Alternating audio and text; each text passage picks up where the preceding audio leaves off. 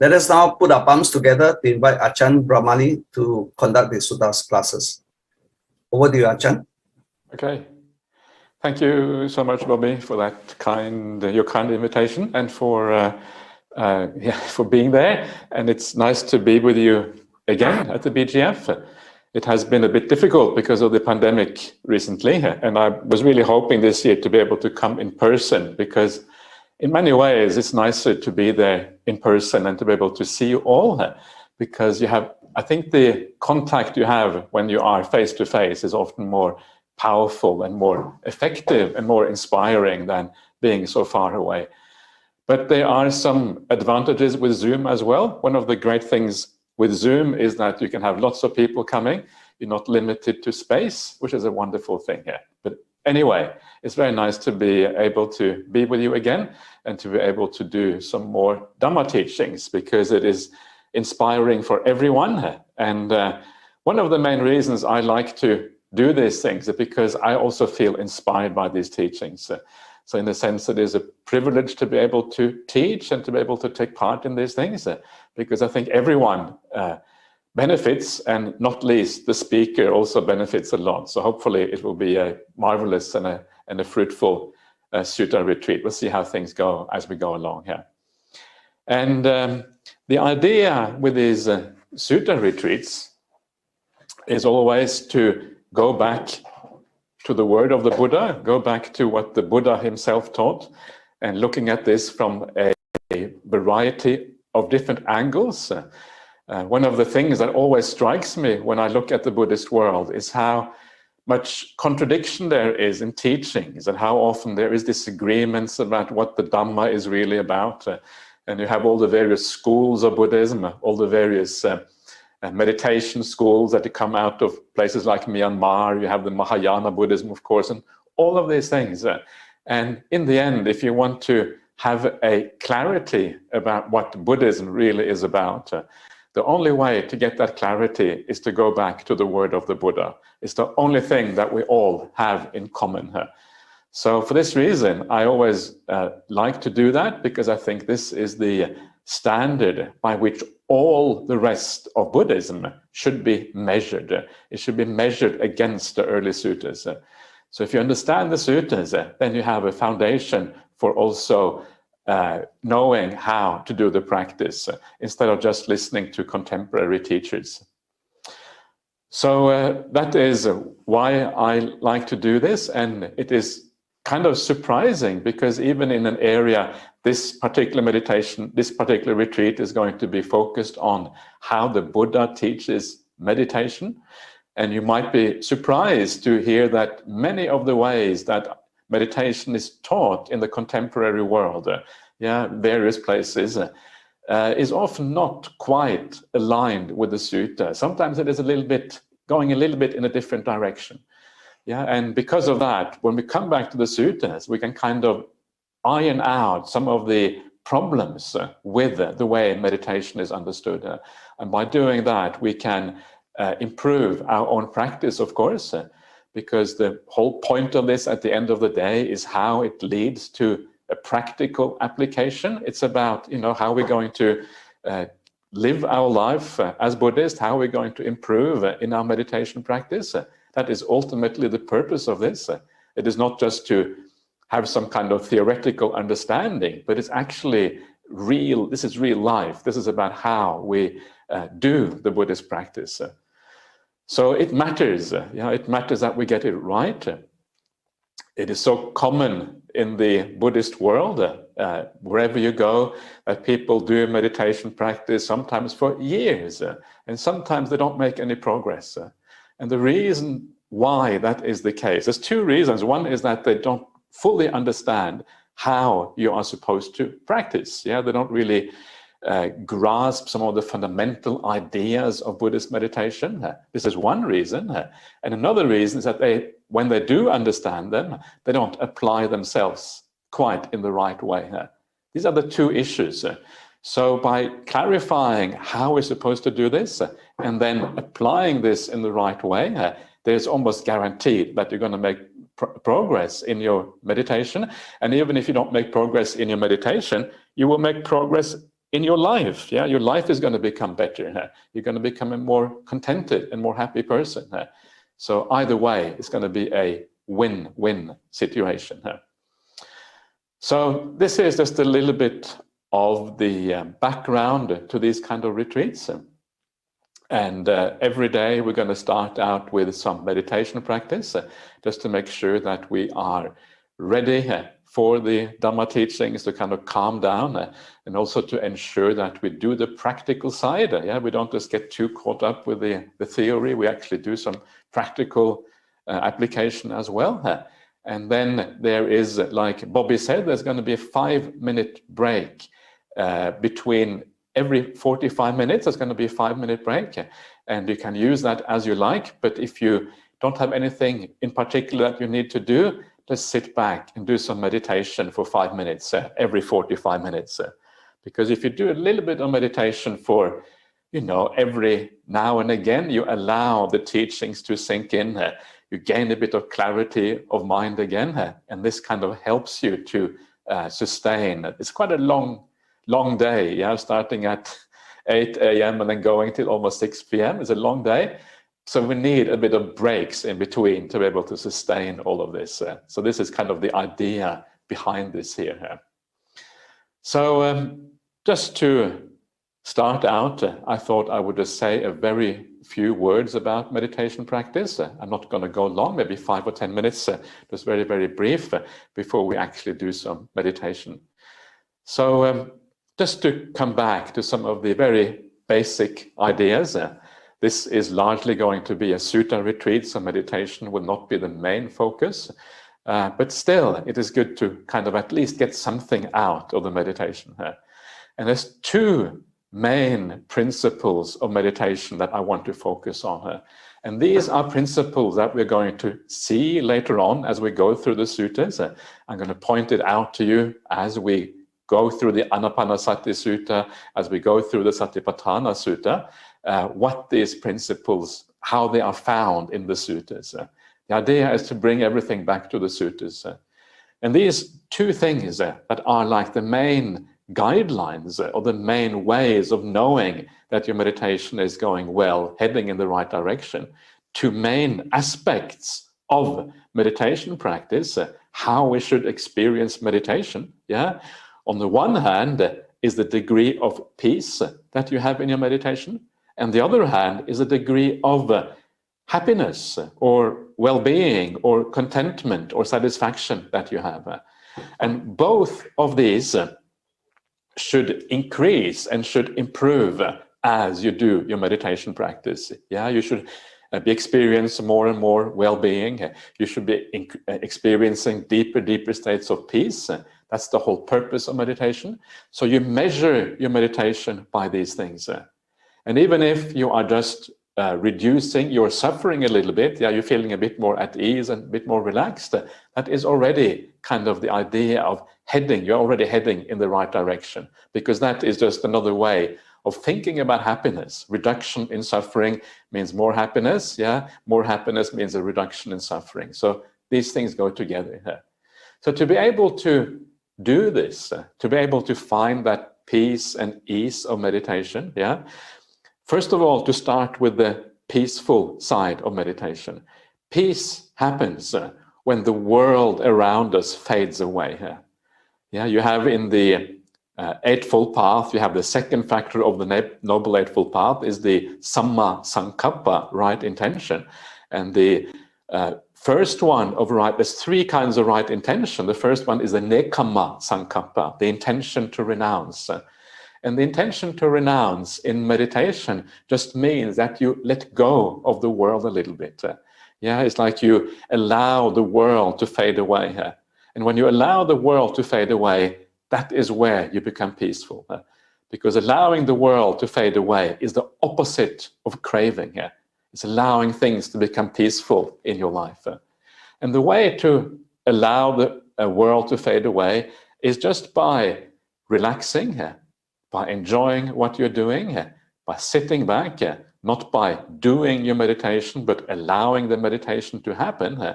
And as you do that, you actually start to find that the world does really fade away. But by trying to do the meditation, you're just doing more of the same that we always do, which is trying to create things in the world. When you allow the world to fade away, not doing anything in meditation, that is where peace starts to happen.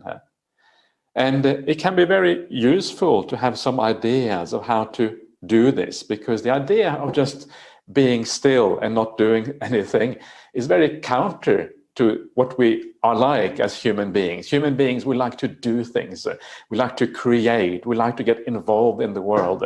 And the ability to sit back and just allow things to be and just to enjoy is actually quite difficult.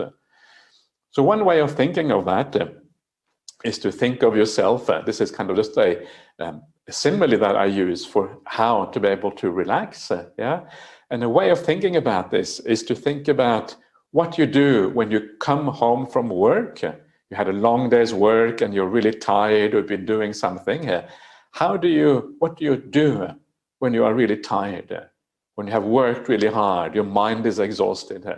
And what you do is you may sit back in a nice chair, really relaxing in a nice chair. And then as you sit in a nice chair, you just close your eyes, you lean back, and you just take a deep breath. And what do? You don't do anything, right? Because when you are really tired, you don't want to do anything. You just want to relax. So that idea of just sitting back and relaxing when you're tired, that is a little bit like meditation practice. Because the idea is to do almost nothing and then allow the mind to just be guided by the Dhamma and then moving on to the breath or moving on to your meditation object as a consequence. So try to move back a little bit, to let go a little bit more of the world, to allow the world to be here. Remember that the world outside is always out of control. The world outside isn't all that interesting. What is interesting is the spiritual practice, the spiritual path, because that is where we actually create something really useful. So that is the idea of peace, the idea of letting go of things, which is kind of fundamental to meditation practice. But the other side of meditation is the side of happiness that I just mentioned before. And this is the idea when we start out our meditation, is to put our mind onto something which is you feel good about, something which is uplifting, something which is inspiring, something that may give you a little bit of joy.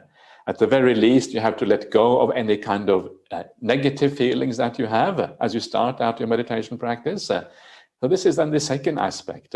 So a very important part of the meditation is this ability to bring that positive energy inside. And this can be done in so many different ways. It can be done by reflecting how fortunate you are to be part of a wonderful Buddhist community, so many supportive people. You have the BGF in Malaysia, wherever you are in the world. I'm not sure if all of you are BGF members, probably not. When you are part of this wonderful supportive Buddhist network, something that uplifts you, something that makes you feel, helps you forward in life, allows you to see things in a new way, understand life through new glasses, understanding what is actually going on, how to live better. What a wonderful thing it is to have such Kalyana Mittas in the world. And then, of course, you have the Sangha, you have the word of the Buddha. All of these things coming together is very powerful and very beautiful. So in this way, you can inspire yourself, or you can think about how you have lived your life. You have lived your life well, and because of that, you have this wonderful opportunity to practice well, and to think back on your life. You have lived well, and you feel inspired by these things. You feel inspired by the suttas. You feel inspired by the Buddha. You feel inspired by some act of kindness that you have done in the past. So these are little ways, of kind of giving a boost in your meditation practice. So when you start your meditation, these are the two things that you should start out with. Allow yourself to relax. Allow yourself to let go of the world a little bit, to leave the world behind. And then also gently nudge your mind in the direction of a little bit of joy, a little bit of happiness. And then when that is kind of established at the very beginning, then you can allow the process to happen by itself, allow the meditation to deepen, gradually becoming more and more powerful. So this is the theory of meditation practice. So let's see what happens. Theory is only theory, so let's try and see what happens in real life. So let's do a little bit of meditation together, and then we'll come back to the suttas in about 40 minutes or so.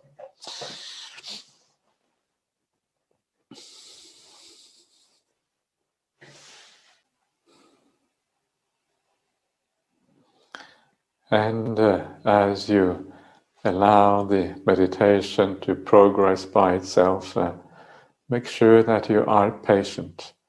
Patience is the fastest way of meditation practice, just allowing things to be, not getting involved in the content of your mind, but gradually allowing things to fade away.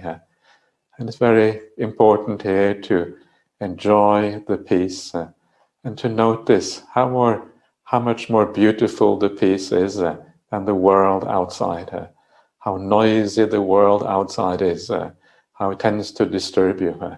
And now finally, in meditation, you can find a real peace and letting go.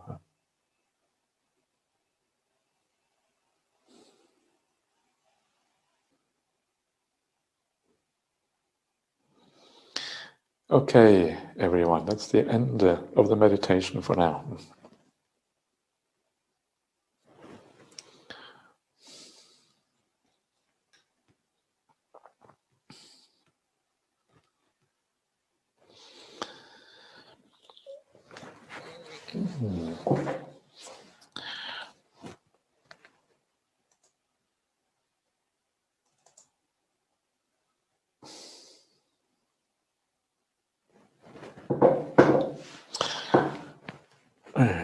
Okay, so we can start with the suttas and see how we go. And as I mentioned at the beginning, the idea here is to understand meditation practice from the point of the view of the Buddha. And there is lots of interesting material in the suttas specifically about meditation practice. So I wanted to draw all of that together. And of course, we're going to look at the big suttas of meditation. The suttas such as the Anapanasati Sutta, the Satipatthana Sutta. These are the core meditation suttas. But I also want to look at some suttas that are more, if you like, preliminary, that kind of get us started in meditation, how it all builds up from the beginning, and then we move on to the core suttas later on. And this is one of the, I think, important things about meditation practice, is that it is like a stage-wise process. There are certain things that we have to do to start out, certain things that belong to the beginning, how we prepare our mind, how we get ready for meditation. Because if we don't prepare the mind in the right way, then meditation becomes basically impossible. You try to watch the breath doesn't really want to stay with you, the breath tries to run away, or you try to run away from the breath, or whatever it is. And it's very hard because the mind isn't really ready for the meditation practice. So a lot of the ideas that I'm going to talk about at the beginning is how to get ready for meditation. And what is interesting about this idea of being ready for meditation is that a large part of that is about right view. It's about looking at the world in the right way. And the more we look at the world in the right way, the more the mind will generally go towards the peace, it will go towards the happiness, it will go towards the enjoyment, it will go towards the letting go. Letting go comes from right view, really. So if you look at the world in the right way, then things happen almost automatically. And we can know that that is true. And the reason we can know that that is true is that, the way the Buddha speaks about a stream enterer, for example, the famous Sotapanna in the suttas, the stream enterer is someone who achieves meditation easily. For the stream enter, the samadhi, the deep stages of meditation, they're always there, very close by here, easy at hand. Why is that the case? Why is it the case that stream entry allows you to meditate deeply almost every time you sit down? And the reason is because you have right view. You're looking at the world in the right way. You know where to find happiness and where suffering is to be found. And this is one of the basic definitions of right view, is the idea that right view tells you where happiness is and where suffering is. That's a very interesting idea when you consider it. Yeah, the idea that right view is really about understanding happiness and suffering. And so when you have right view, you know exactly what you have to do to go towards happiness, and you know exactly what you have to do to avoid suffering. If you haven't got right view, you don't really understand that. It's a very powerful insight, and of course, in a way, you know that that is true. This is what the Four Noble Truths are about. The Four Noble Truths, they start out with the idea of dukkha, of suffering. And of course, if you understand dukkha, if you understand suffering, you also understand happiness. You understand sukha, the opposite of dukkha. These things always go together here. Yeah? So if you understand where happiness is to be found and where suffering is found, the mind will go towards the happiness.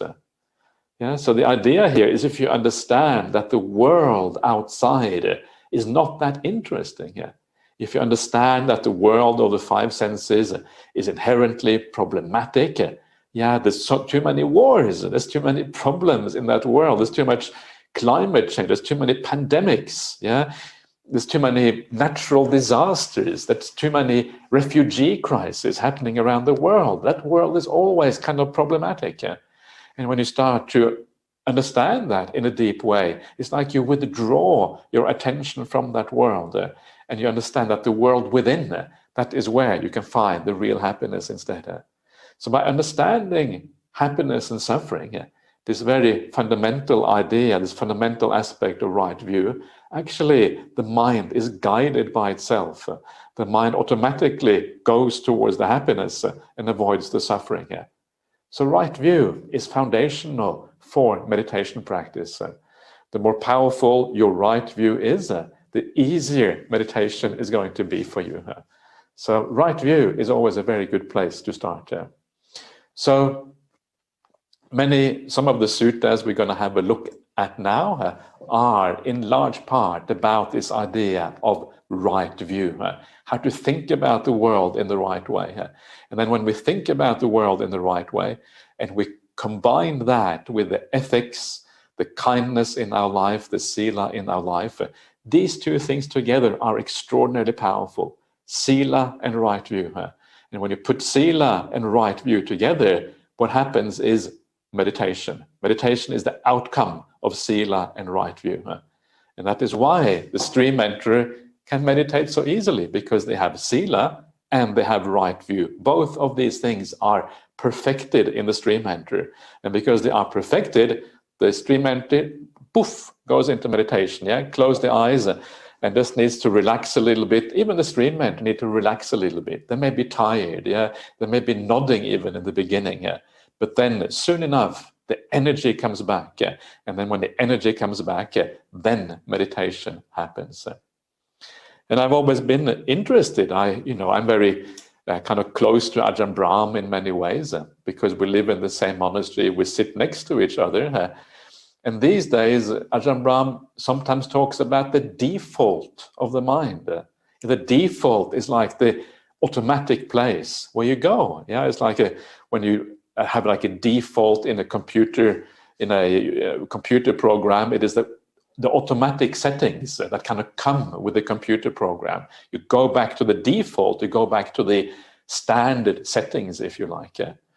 And Ajahn Brahm says meditation is a bit like that. He says there is a default in the mind. Someone who is very wise, very skilled meditator, that default is always present. And then when you go back and you sit down, the mind goes to the default. You become peaceful almost straight away, because you know where that peace is to be found. You know how to deal with it in the right way. And this is the power of insight, the power of understanding here. And our job as meditators is to approximate that, move towards that, so we also can have more of that default in our life, where the mind automatically goes towards peace, goes toward quiet, and enjoys that as a consequence. This is what we're trying to achieve, and right view is a big part of that. So you want to try to understand a bit more about right view now. So let's see. Let's have a look at these suttas.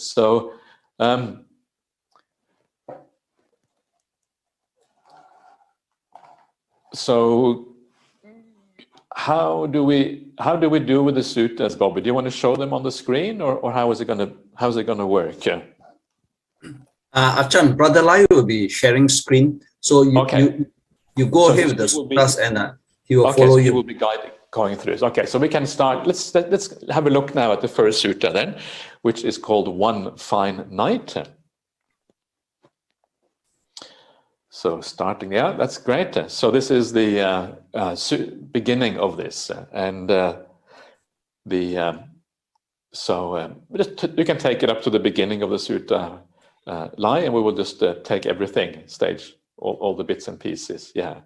So this is this particular sutta is translated here as One Fine Night, and the Pali word for this sutta, the Pali name, is the Bad Eka Ratta Sutta. And you may have heard of this sutta before. It's also called One Fortunate Night or One Auspicious Night and these kind of things. Bada means auspicious in Pali, and Eka is one, Ratta is night. So it's one auspicious night. And this is a important sutta in the Pali canon. It is important because it occurs 4 times. It is found here, as you can see, MN 131 means the middle-length sayings of the Buddha, number 131. And so it occurs 4 times. And when a sutta occurs so many times in slightly different ways, it is like a core aspect in a sense. It's an important aspect of the Buddha's teachings. And what this sutta is about, it is basically about, it's a verse way of thinking about meditation. It's a versified way, and verse is very often used by the Buddha to inspire people, to kind of get them on the right track. Verse is not the most powerful, maybe, way of presenting the Dhamma, because if you want to present the Dhamma clearly, verse can be a hindrance, because verse has a certain constrictions to it. So if you want to present the Dhamma in a very clear way, then usually prose is better. But what you will find here is that verse can be very inspiring, and these particular verses that you find here are kind of inspirational way of thinking about meditation practice. The Bad Eka Ratta Sutta. It also exists in Chinese translation as well. That is always one of the things to look out for, whether these suttas exist in other parts of Buddhism. And if they do, then you know that they are more likely to be original and real suttas as a consequence. So this is a very, for this reason, very foundational and basic idea of thinking about meditation practice. So I will read it out, and I will comment on this as I read this out. So I have heard. At one time, the Buddha was staying near Savatthi in Jeta's Grove, Anathapindika's monastery. There the Buddha addressed the monastics.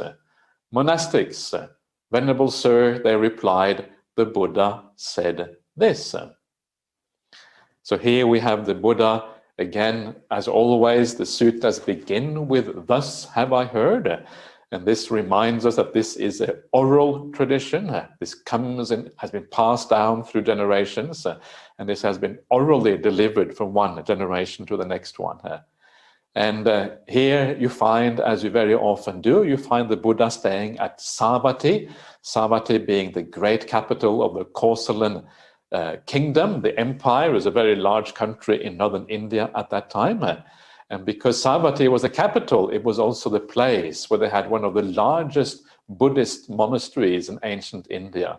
And this monastery is called Anathapindika's monastery. Anathapindika, as many of you will know, of course, one of the great donors to Buddhism in ancient India. He started this monastery. And there's a very famous story of Anathapindika that you can find in the Vinaya Pitaka. And maybe one day we can have a look at that story. And then the Buddha speaks to the monks. Yeah, he says, mendicants. And this is quite interesting, the way the Buddha, where sometimes he will give a discourse without being asked any question. Yeah, he would just talk on his own, coming from himself.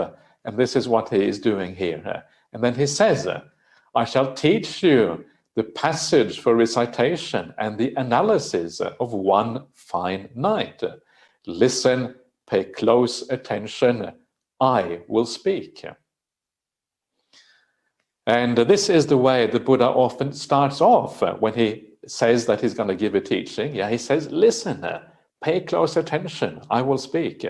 It's almost as if he is getting ready. He's kind of saying, now the Dhamma is going to come. And if the Dhamma is going to come, it is really worthwhile to listen and to pay attention to what is going on. And we find this in the suttas in so many places. If you are able to really pay attention to what is going on, if you're able to listen to the Dhamma, that is where the inspiration often arises. Yeah, you pay close attention to these words, you allow them to go in deep, you remember them for the future, you draw out the meaning of what often is a very succinct and short expression of the Dhamma. And by doing that, by coming close to the Dhamma in this way, it allows you to practice these teachings very powerfully. So the Buddha always reminds the monks, yeah, listen, pay attention. This is important. Your life depends on what I'm going to say. Yeah, this is kind of fascinating. Your life depends on what, he doesn't actually say this literally, but that is kind of the implied statement, because our life is really about finding happiness in the world, finding an overcoming of suffering. So if you're going to have a meaningful life, it depends precisely on being able to listen to the Dhamma in this way. So listen, yeah, put aside what you're doing. Don't think about the future. Don't think about the past. Don't fantasize about anything. Just close your eyes. And this is why very often we close our eyes when we listen to a Dhamma talk, because when you close your eyes, it's like you're shutting out things of the world. It allows you to take in what is going on. Yeah, it becomes more powerful in that way. It's like a message that is supposed to go to the heart in a deep way, and then it becomes powerful. Listen, pay close attention, I will speak. And what he is going to speak on, he says here, it is the passage for recitation. It is called an udesa in Pali. And then he's going to give the analysis. And the analysis here is called the vibhanga. Vibhanga, and this is a very standard way for the Buddha to present the Dhamma. He gives, first of all, a short passage, a short kind of summary of the teaching, and then he analyzes the teaching afterwards. He kind of pulls it apart and says, this is actually what it means. And this is a very skillful way of thinking about the Dhamma, because on the one hand, you remember the core passage, and then you remember the commentary, the way to understand it afterwards. So we're going to do the same thing today. We're going to follow the Buddha's idea on this, and we're going to look at the short passage, and we're going to analyze it. We're going to analyze it even more detail, because that's why I'm here. I'm here to analyze things even more. Otherwise, I would be superfluous. Yeah, wouldn't be any point in having me unless I analyzed it a little bit more. So that's why I'm here to add a little bit of extra analysis. Of course, my analysis is not so important. Yeah, it is the word of the Buddha is far more important. But to bring out the meaning, it is useful to go through this process of analysis. So now let us come to the real verses here. Yeah, yes, sir, the monks replied, and the Buddha said this: don't run back to the past. Don't hope for the future. What's past is left behind. The future has not arrived. And phenomena in the present are clearly seen in every case. Knowing this, foster it, unfaltering, unshakable. Today is the day to keenly work. Who knows, tomorrow may bring death. For there is no bargaining to be struck with death and his mighty hordes. The peaceful sage explained, it's those who keenly meditate like this, tireless all night and day, who truly have that one fine night. So that is the verses of the Bhadekaratta Sutta, very famous verses. And it is said elsewhere that these verses have to do with the very foundation of the spiritual life. So these are very fundamental for understanding what the spiritual life is about. Lai, if we could please go back to the beginning of the verse again, please. Yeah, that's good. Yeah. So the Buddha starts off, and this is a very kind of common theme in Buddhism, yeah, and this is where that theme comes from, the idea of giving up the past and giving up the future. And if you hear any kind of Dhamma talk, or you hear any kind of instruction for meditation practice, it will often be said that the past and the future, you have to give it up. You can come into the present. Yes, this is a very standard thing. Yeah? And I remember when I was still starting out in my monastic life, and Ajahn Brahm was my teacher. I came to Australia all the way from Norway just to take Ajahn Brahm as my teacher. So I felt very sure that that was the right move, in a sense. And Ajahn Brahm had this beautiful idea of the past and the future being like a heavy luggage that we're always carrying with us. In the right hand, you have a suitcase of the past, and then in your left hand, you have the suitcase of the future, and you carry these around you as if you're burdened with something. Your mind is heavy because you have all of these things with you. And when you let go of these burdens, this is what the past and the future are. When you let go of them, the mind feels light. The mind feels kind of buoyant. It feels easy. And you will have, I'm sure you will have noticed that in your own meditation. When finally you're able to let go of the past and the future a little bit, you come to the present and you just sit back and you relax in the present. There's something very delightful about that. And of course, one of the main reasons is because you let go of this great burden of the past and the future. So the question then is, well, if these things are such burdens and we should let go of them, how exactly do we do that? It's easy to say, right? It's very easy to say, let go of the past and the future. There's no point in having them.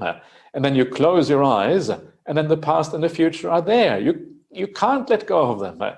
If they are so bad, if they are so destructive for meditation practice, why is it the case that we can't let go of these things? What is the problem? And of course, the reason is very simple. The reason why we cannot let go of these things is basically because of attachments. It's because of our interest in that sensory world, because that sensory world somehow gives us a sense that this is what our life is all about. Our life is about the sensory world. And because our life is about the sensory world, we think about that world, and that world exists to a very large extent in the past and the future. So what can we do? And this is where this idea of right view comes in. The way of thinking about the world in the right way. And if we think about the world in the right way, then actually the letting go of these things happens almost as a matter of course. It's like a default thing, like Ajahn Brahm was saying. The thing is just thrown out. So what is the right way of thinking about this? So let me say, first of all, a little bit about how to avoid thinking about the future. And I have been teaching this recently, and maybe some of you have heard this because I've been talking about this in other places as well. So the way to let go of the future, the way to think about this, and as a source for understanding this, I'm going to, just a very little anecdote that I came across recently. And this is in connection with the war in Ukraine. It's very useful to think about things that are real. Yeah, the war in Ukraine affects all of us. So it's very handy to kind of think of that war a little bit. And in this war in Ukraine, what we find is that many people are suffering. Yeah, when there is war, people suffer. That is what you have to expect. And sometimes you can interview these people, and some of these people were interviewed because they were journalists in Ukraine, risking their life to be able to write stories about what is happening. And one of these was a lady, I think it was a young woman or something like that, or maybe someone was interviewed. I think it was a young woman. And she was asked, how do you feel about this war going on? Yeah, what is your reaction to these things?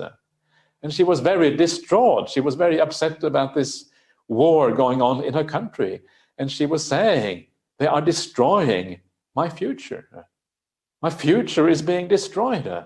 Here are these people invading our country, yeah, and bombing us, destroying our families, destroying our homes.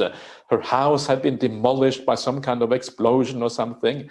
Family members are dying. The local community is being destroyed. Yeah, all the buildings, all the infrastructure that is there, the people who are coming together, everything is being destroyed. Our society isn't working anymore.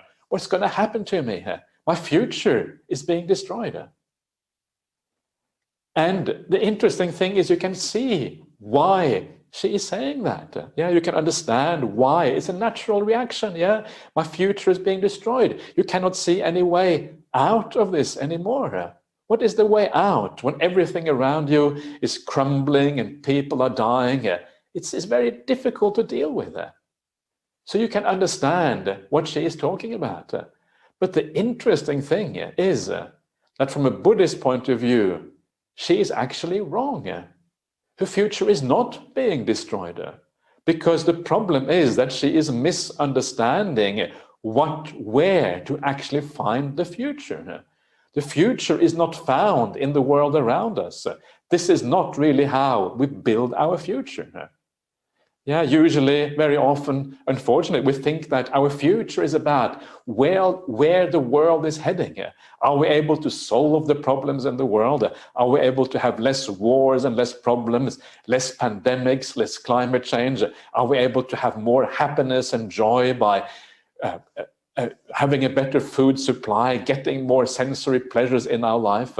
And as long as we can control the world to create more of this, yeah, more iPhones, yeah, if everyone can have an iPhone, then we will be really, really happy, right? No, wrong. If everyone has an iPhone, we'd be even more miserable because iPhones just make you miserable. iPhones just cause even more restlessness and all kind of things, yeah, and there's kind of no end to it. But we think that if we can sort out this world in a certain way, then we will find happiness in the future. But it is wrong. The world outside only contributes a very small part to our happiness. The world outside is not that important. This young lady, once the shock of war has happened, maybe she flees from Ukraine, maybe she goes to another country in Europe, maybe to Germany, which is close by, or Poland or whatever. She reestablishes her life. Maybe she gets an education in a new country. She finds someone she can maybe have a nice family or relationship with. And then the life just carries on in a certain way. Yeah, like Ajahn Brahm always says, good, bad, who knows? Is this really bad, this war? Well, whether it is bad or not depends on how you relate to it. If you relate to the war in the right way, it may not be so bad. It could even have a positive outcome. And then when you come from the spiritual point of view, from a Buddhist point of view, you realize that my future actually does not depend so much on the world outside. What it really depends on is the world inside, is how I live. If I live well, if I live with kindness, if I live with care, if I live with compassion, if I look at the war in Ukraine and I understand this is the nature of the world, there's so much suffering in the world, compassion is the right attitude to have. We are all stuck in this together. Yeah, there is no way out. It's just the way the world operates. It creates so much suffering all the time. The right approach is to have compassion for these people, to help out, to develop the good qualities within. And if we use our understanding of the world outside, understanding that to actually build up good qualities within, then we are creating our future. Because our future depends on what we build up inside, not so much on what happens outside. Why is that? Well, the reason is because if you build up a sense of happiness inside, actually the world outside becomes kind of irrelevant, because you have this reservoir. Yeah, you have something that makes you resilient to what happens outside. And the more we build up the inner happiness inside, the more resilient we are for what happens outside. The more peace you have, the more compassion you have, the more in this very life makes you resilient. So next time there is a problem, you have that inner thing already within you. You can look at the external world, you can see the problems in the external world, and you can say, yes, it is a little bit of suffering, but actually it is only a small part compared to what I experience, because I have developed all of these good qualities within myself. And of course, that is only in the short run.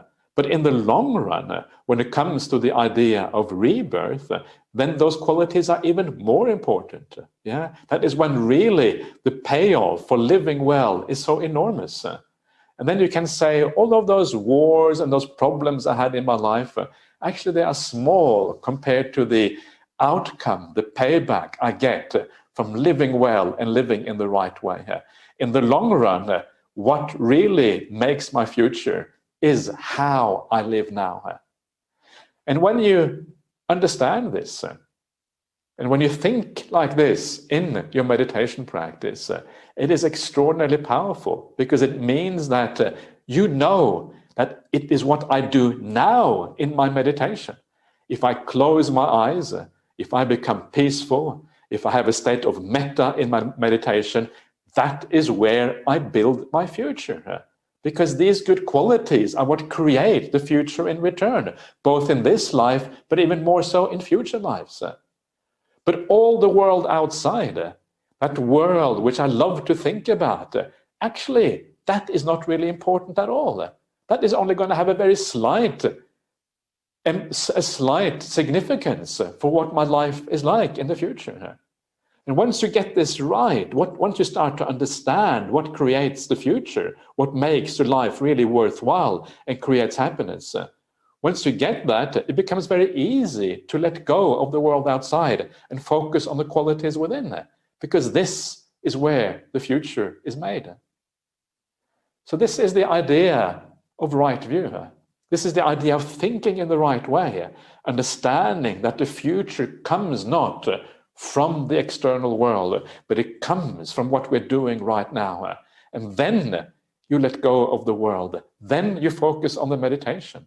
Then the metta, the compassion, all of these things become possible. Why? Because you know that is what is important, and everything else actually is very much secondary.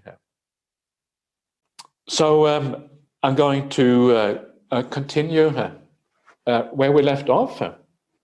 And I was talking about not hoping for the future, because when you stop thinking about the world being your future, and you know that it is how you live now that matters for your future, then when you meditate, you go to the meditation, because that is where you make the future. It is in meditation that you make good karma. It is in meditation that we build up good qualities. It's in meditation that we find a little bit of peace that makes it possible for us to be more kind in our lives, because we feel more balanced, we feel more at ease within, and then we also have more time for other people, and we have more time for being kind to others around us. So it is a very powerful way of learning how to let go of the world. But let us talk a little bit about the past as well, because the past is also a problem. Sometimes you can think about yourself, you think that, oh, in the past I was more happy. In the past things were so good. In the past my life was better than it is now, or now I'm getting old, my body is falling apart. Oh, I wish I was young again. I had more strength in the body. My eyesight was better, and and all of these kind of things. Yeah, and you may think about the past in this way, and this is a way of being attached to the past, essentially. And many people have this problem where you are attached to the past in a certain way. And one of the ways that we sometimes attach to the past, and I have noticed that with people, is that often they have like a photo album. I guess these days we don't have photo albums anymore, but in the old days people had photo albums, and they would flick through the pictures of the past, and they think, oh, wow, what a wonderful holiday that was. Oh no, these people have died already. And you see these people who died a long time ago, you were with them on a holiday or whatever, and then you feel a sense of almost like regret, a longing for the past. And of course, these photo albums, everyone is always happy. Yeah, when you take a picture of someone, you always say, smile to the people, because you want a nice picture. And then you keep it for the future. And then in the future, you look back, you think, oh, the past was so happy. Yeah, everything was so good. And then we forget that those photo albums, they're not telling you the truth. They're only telling you one side of the story. They're telling you the side when everyone is supposed to smile for the picture. The photo albums, the pictures of the past, they are lying to us. It is not the truth. We're buying into this idea that there was something there in the past that actually was much better than it really was. So burn those photo albums. Yeah, get rid of them, because they lie to you. They're not telling you the truth. And I think people would be far better off by burning the photo albums and not thinking about the past in this way than holding on to an image of the past that actually is not even remotely true to the reality. So in this way, you start to understand that our idea of the past, even if you don't have a photo album, even if you don't watch the pictures of the past, our idea of the past is always distorted. We always remember the things that we want to remember. We remember the situations that were, especially we tend to remember the situations that are good. Or sometimes if we had some trauma in the past, we remember the situations that are bad.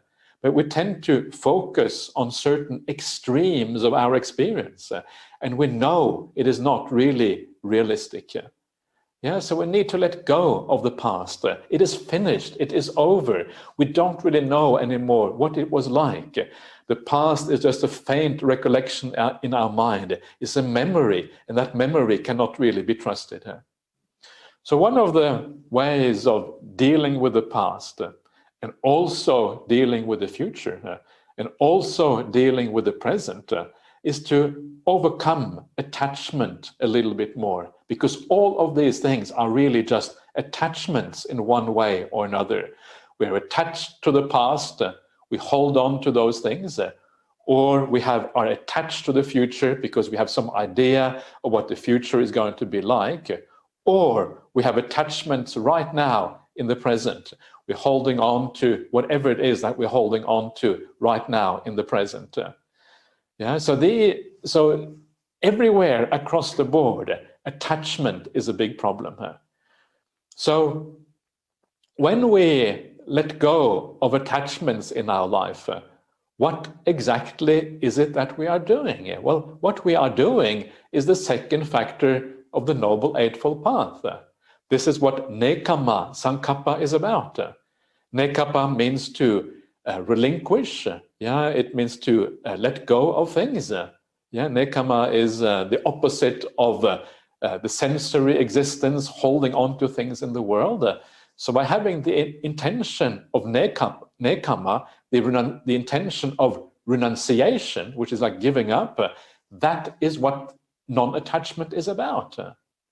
And people often think that the idea of nekama sankappa, the intention of renunciation, they think it is something very profound. And it can be very profound, but it can also be quite simple. The beginning of nekama sankappa is just attaching less to the world around us. And as you attach less to the world around you, you're actually doing a little bit of renunciation.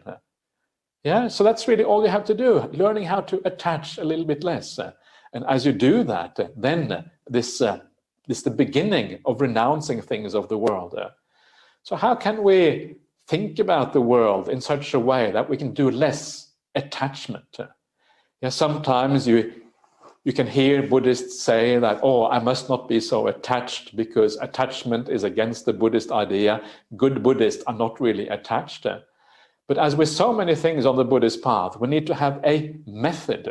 We need to have a way of thinking. We need to have the right view, yeah, to be able to let go. Because if you just say, I shouldn't be attached, well, it doesn't really help, because even though you shouldn't be attached, you will still be attached, because you need a method to actually work this out. And one way of helping with non-attachment is to actually look at those attachments in a broader perspective. Yeah, look at things from the point of view of the past and the future, and then try to see what these things we attach to really are. Are they really substantial? Do they really have any real essence? We know that they are impermanent, so if they are impermanent, why do we attach so much to things that are impermanent? It's like asking for trouble. Yeah, it's like saying, please, please, may I suffer? Please give me suffering. That's what we're saying, because we are attaching to things. We know they are impermanent. Then, of course, you're asking for suffering. So why do we ask for so much suffering? Well, one reason we ask for so much suffering is because we don't really fully appreciate how impermanent these things are. So how can we grasp this impermanence in a more profound way? This is one of the questions that we need to ask. And one of the ways of doing that, which I think becomes quite obvious once you start to think about it, is to look at your life in a broader perspective. And one of the things that I have sometimes done, sometimes you go back to places you lived a long time ago, maybe a decade ago or 2 decades ago or 3 or 4 decades ago, and you go back and you look at those places. You look at the house that maybe you owned. You look at people who were your friends, friends a long time ago, yeah? And you go back to that place and you look at it and you wonder, what happened? It is so changed. It is no longer the same that it was 30, 40 years ago. Yeah. Was I really attached to this place? Was I attached to this home? Was I attached to these people? And it's almost as if when you go back to those places, it is very hard to recognize them and to understand why you had that attachment that you had a long time ago, because things have changed so much. And you start to feel that these things are actually quite empty here. There isn't any real essence to these things. Yeah, there's nothing there that you should really attach to. And if you think into the future, it's a similar kind of thing. Yeah, you know that maybe in 10 or 20 years' time, something will be quite different in your life. And when you look back at the life you have now, some of the people in your life may be dead in 20 years' time. The place you live may be a different one. So you will look back on the life you had now and you will ask yourself, why was I so attached to what existed 20, 30 years ago when everything is so changed? And you start to understand the emptiness even of the attachments that you have now. They're not real. They're not things that you can hold on to. These are very uncertain. And this becomes even more powerful. And this is where the idea of rebirth comes in again. You can see I'm talking about right view, and I'm leaving out the ideas of rebirth and karma to a large extent. And the reason I'm leaving them out is because very often they are theoretical. They are too far away. They're not things we can really relate to directly. But once you start to thinking about right view in a more natural sense that I'm doing now, you start to see that rebirth actually also relates to that. So rebirth is like coming in the back door, if you like. I'm not using it immediately, but it still affects how we think about these things. So if you think about your past life, yeah? I was saying before, you go back maybe 30, 40 years to how you were viewing things 30, 40 years ago, but go back to your past life. Now, if you go back to your past life, what you will know is that in that past life too, you were attached to things. In that past life, you had a family. In that past life, you had maybe a husband or a wife. In that past life, you had children, maybe. You had parents, for sure. Yeah, everyone has parents. You had a community around you. Maybe you were a Buddhist. Maybe you were living in a certain place. You had all of these attachments. And in your past life, those things were just as important to you as the things you have now are in this life. But what happened to all of those things? What do they mean to you now? They mean nothing. They are completely empty. Yeah, and you start to wonder, why was I so attached to those things in the past life when they are so empty, when they pass so quickly, when they are so incredibly impermanent? Then they are gone, completely gone. I can't even remember those things anymore. I have no idea what they even were. They are empty. There's nothing to them. There's nothing there. And then you start to realize that actually the things in my present life are similar. Because when I get reborn again into a future life, then there will be new things that I'm attached to. Can you imagine attaching to things in a future life? You will be attached to a different husband, a different wife, different children, different friends, a different house. Isn't that weird? And all the things that you have now will be completely gone. They will be meaningless. They will be pointless to you in a future life. From the point of view of the future, all the things you have now will be gone. They will be meaningless. And so it is that we cannot carry on always attaching to new things. Moving from one life to the next one, we are forced to give up our old attachments. We grieve, we are sad. Sometimes we cry because we have to give up these things. It can be very painful to give up your attachments. And then you get reborn, and then you grasp on to new attachments. And then you are forced again to give up those attachments because you die again. And then you grasp onto new ones. And every time we do this, what we are attaching to is something that actually is empty. There is nothing there to attach to. It passes so quickly. Before you know it, it is gone. So if you start to think about your attachments in this very life, in this way, as this empty thing, yeah, which is always, can never be held on to, which is always moving on. And if you look back at it from the future, you start to wonder, why on earth was I attached to these things? Actually, they don't have any inherent meaning. They don't have any inherent purpose. And by thinking of the world in this way, what happens is that you start to let go a little bit, because you know that these things are not worthy of attachment. There's nothing there that is really can be held on to. And when you do that, the nekama, the renunciation is happening right there within you right now. And I'm sure each one of you who is listening to this, you know that there are times in your life when you have more attachment. There are other times when you feel less attachment. Sometimes attachment can be very strong. Yeah? And that gives you an idea. When you are free of some of those attachments, you feel more free.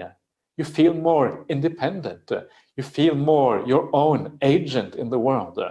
And this is a way of just gradually encouraging that movement towards greater detachment, where you are more free, where you are more independent. So when you eventually come to your death's bed and everything has to go in this world, you are ready because you are independent from the things in this world. So this is how the idea of not attaching to the future, not attaching to the past, not even attaching to what you have now, how it actually leads towards meditation. Yeah, it leads to a giving up of these things. It leads to a rejection of things that are not really worthy of being attached to. And in this way, you can come back to the meditation, let the world be, and then focus on those things that actually are important. Because there is one thing that you do take with you. Yeah, there is one thing that you can attach to a little bit. And what is that thing that you can attach to? Well, that is your good conduct. It is your kindness. It is your generosity, your compassion. Because remember, the Buddha always said that you are the owner of your karma. So when you are attaching to these good qualities inside of you, you are attaching to something higher. You're attaching to something which leads you in the right direction, and you're letting go of those things that are problematic. Yeah, the things in the world that never take you where you want to go. So the idea of attachment here is that you grab a rung, a higher rung, and you use that higher rung to let go of the lower rungs. And as you do that, you can kind of lift yourself up out of the quagmire, out of the problems of the world, and then you will be heading in the right direction. And then when you attach to kindness, when you attach to care, when you attach to compassion, when you attach to understanding people in the world in the right way, then you have something that you actually do take with you into the future. These other qualities actually do go with you. So these qualities are much more real than the things in the world. They are real because they are internal to you. They are internal, they come with your mind. And because they come with your mind, they are also carried with you into the future as a consequence. So in that sense, they are much more real. Let go of the world outside. Focus on the qualities within. Yeah, this is exactly what meditation is about. And this is exactly what you're seeing here in this verse from the Bad Eka Ratta Sutta. So give up the past, give up the future. Yeah, don't hope for the future. If you hope for the future, you're going to think about it. Don't run back to the past because you are attached to it. Because what is past is left behind, and the future has not arrived. Future hasn't arrived, so it's a waste of time thinking about it. But also, if you want to create a good future, it is the wrong way to go about creating that by thinking about it. Thinking about it never gives a wrong future, never gives a good future. It is letting go that gives you a good future, because then you are developing the good qualities. So this are just a few ways of thinking about the past and the future. And please just, these are things or thoughts that you really need to develop in your own life, because as you develop them, they become kind of your way of dealing with the world, your way of learning to think about the world in the right way. And when they become your way of thinking about it, when you know that this is true, that is when it becomes powerful. So let's go on to the next verse. The next verse says that, I'm going to stay verse number 2. Yes, please go back again, Lai. Yeah. And phenomena in the present are clearly seen in every case. Knowing this, foster it, unfaltering, unshakable. So here is this idea that when you give up all of this attachment, attachment whether it's to the past or the future, or even to the present, well, then you stay in the present. You hang out in the present. The phenomena of the present here are the Pachupanna Dhamma, it is called in the Pali language. And this is the basically what is happening right here and right now. And they are clearly seen in every case. The Pali here is vipassati, and this is related to the idea of vipassana. It is the idea of seeing things clearly.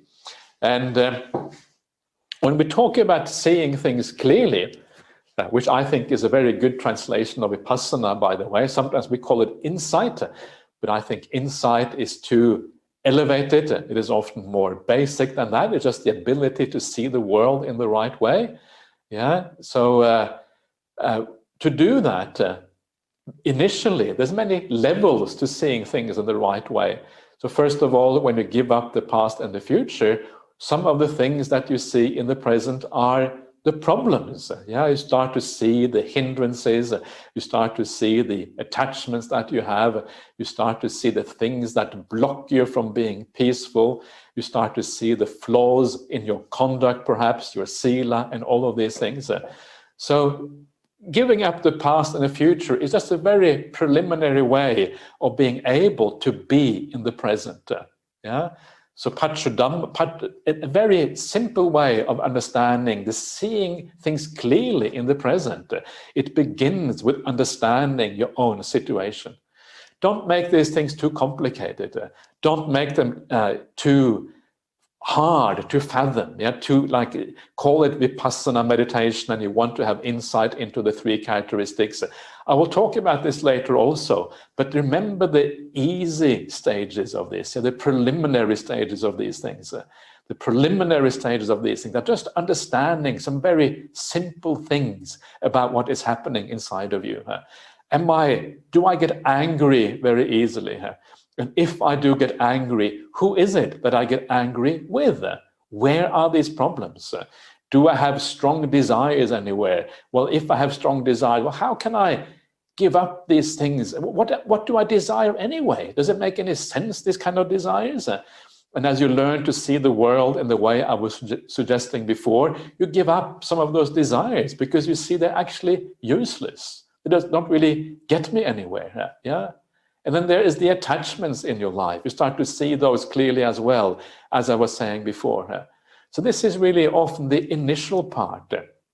And this is often like an everyday ability to see things clearly as you go through your everyday life. Yeah, the purification of the mind, moving it toward more wholesome qualities, having more compassion in the world. Yeah, seeing the news on the TV, seeing the wars going on, and then feeling compassion for people because you know it's just suffering here. Yeah, this is seeing these things clearly and rightly in the present, developing good qualities, abandoning the bad ones. So this is like part of right effort. Yeah, all of this we were talking about now is in a sense part of right effort. And you may say that, well, I just said it was right view. Now I'm saying it is right effort. So what is it? Is it right view or is it right effort? Please be clear, yeah? Tell us the truth. We don't want to hear clearly what is going on. Are you one thing or is it the other? And the idea is that right effort and right view are very closely related to each other. It's one of those interesting things that you can also find in the suttas. Yeah, and one of the suttas that talk about this is the sutta in Majjhima Nikaya, middle-length sayings, 117. It's called the Maha Chatarisaka Sutta, the Great 40. And in that sutta, it says that to have right view, you have to have right effort. Yeah, right effort is one of the aspects of getting right view. Why is that the case? Well, because right view requires you to reflect about the world. Right view requires you to reflect about your experience, your immediate experience. It requires you to reflect on the suttas. It requires you to connect your experience with what the suttas are saying. Then you get right view. Right view is not something which is just there. Right view is not something you can just say, I believe in rebirth, now I have right view. It is not as simple as that. We need to put in the effort for right view to arise. Gradually, you straighten out your view. Gradually, you come closer to the way the Buddha was thinking. And very often it is quite simple. Yeah, it is the understanding of not, as I've just been talking about, holding on to the past, having hopes for the future, the defilements in the present moment, how to overcome them, how to understand anger and ill will in the right way, how to have a very simple sense of letting go and renunciation by giving up your attachments. This is that kind of right view. But to understand this deeply, you have to reflect about it. You have to say, yeah, this actually makes sense. And when it starts to make sense to you, you think, yeah, does it make sense? You think, yeah, it makes sense. This is actually real, yeah. then it has a powerful effect on you. It has an emotional effect, and things that have an emotional effect, they become a force for your practice, because we are driven by emotions. It is emotions that matter in our life. When you feel strongly about something, when you are inspired to work hard or to do something, that is when you have success. Emotions are what drive us. And to have those emotions, you have to have that right view. To have that right view, you have to have the effort to really understand what is going on. And then when you understand it, then these things start to happen. Right view, right effort coming together. So you clearly see, by clearly seeing, you are making the effort to understand things in the right way, and then the right view becomes established as a consequence. So all of these things have to come together in this way. Then we will have some degree of success.